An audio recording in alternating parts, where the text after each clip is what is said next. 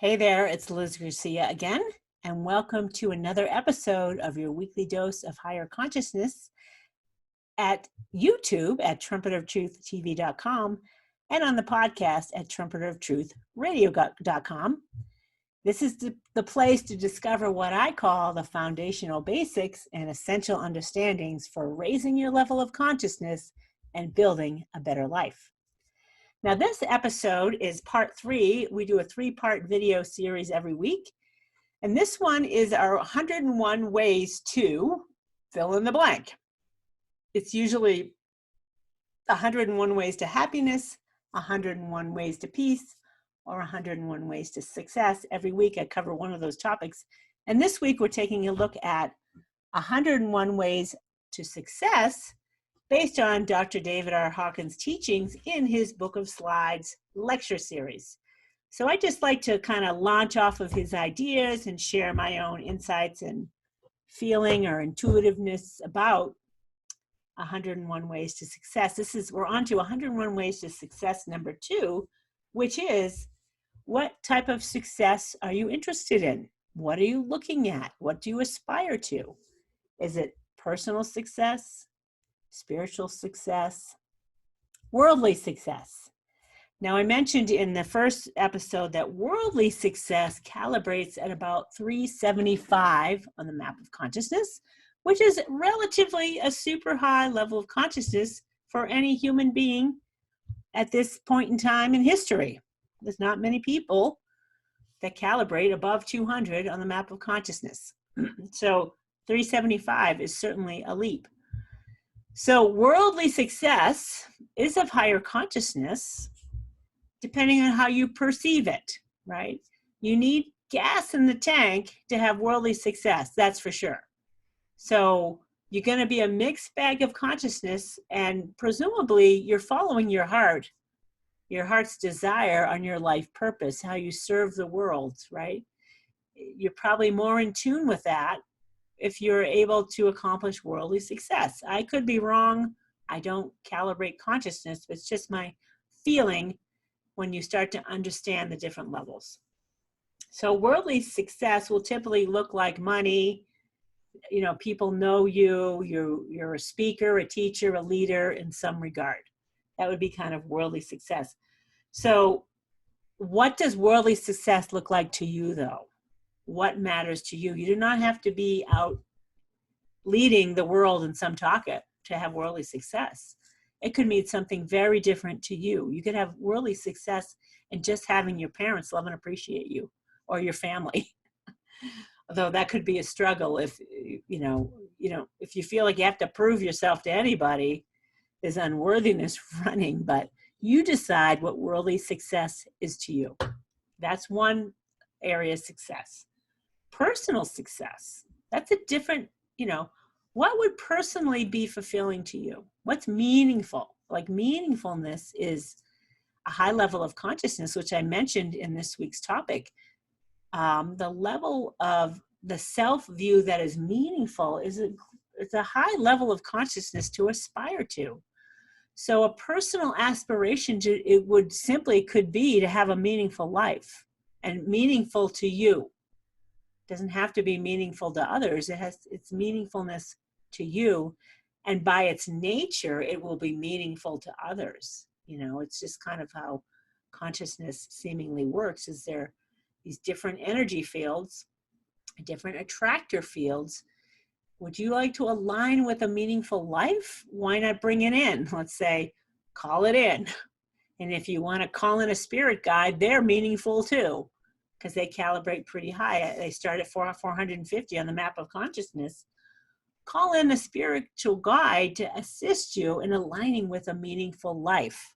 So that could be a personal success goal, is to have a meaningful life, as an example. Or to be winning. And Dr. Hawkins gives examples, which I'll share next week, which you can find. Like, one example is George Foreman's book, Knockout Entrepreneur. What was success to him was what? Being well known, being an excellent boxer, selling that crazy grill, and being the loving person that he is. in his commercials and becoming a millionaire again after he lost it all. He had the gas in the tank to regain it, right? He has the capacity to be worldly successful again. So those are kind of spiritual goals. Is it winning? Is it being financially prosperous? Like, what is it to you? And then just kind of check in, like, is it an ego-based success that you want? And I recently watched a video about, is it fame and fortune?